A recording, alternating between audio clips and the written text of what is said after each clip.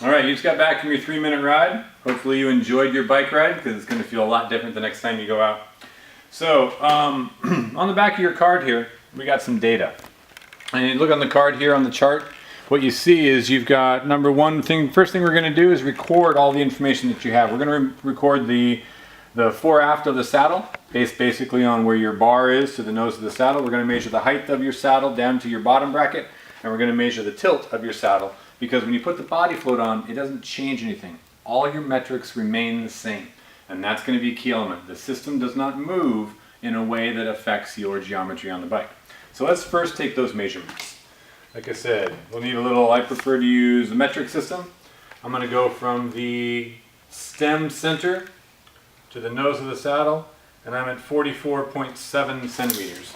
I've got a little advanced tuning card here. I'm going to put that on. So my reach, what that would be called, is 44.7 centimeters for my reach. My height, going from the center of the bottom bracket up the center line of the post to the top of the seat, I'm right at 76.4 centimeters.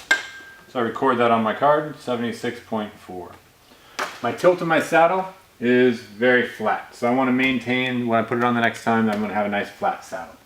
So I'm going to record that as just a flat saddle. So there's my measurements to know that I'm going to match this up exactly the way it was on the bike before. BodyFloat does not change any of that. The other key piece of information I need is the rider's weight. So body weight is a huge element of how you adjust any spring, any suspension system. The key to the BodyFloat is you tune it to the percentage of body weight that's on the saddle in your normal riding position. Meaning if you're a rider in a downright position on a road bike, you're going to have less percentage of body weight on the saddle. If you're an upright rider like on this e-bike that I've got here, I'm going to be much more upright. I'm going to have much more weight on the saddle. So you tune the BodyFloat to whatever percentage of body weight you have on the saddle given your riding style. Sounds complicated, but basically this thing adjusts infinitely to how you want it to feel, and that's what we're going to do. I've taken the measurements on this. A couple things we need to do is swap your saddle over and swap the seat into the place. So I've got a quick release system on here. You might want to have you might need a bolt to undo this. What I do recommend doing is putting a piece of electrical tape around your existing stem to make your existing seat post to make sure that you have a mark on there. I'm going to pull this out,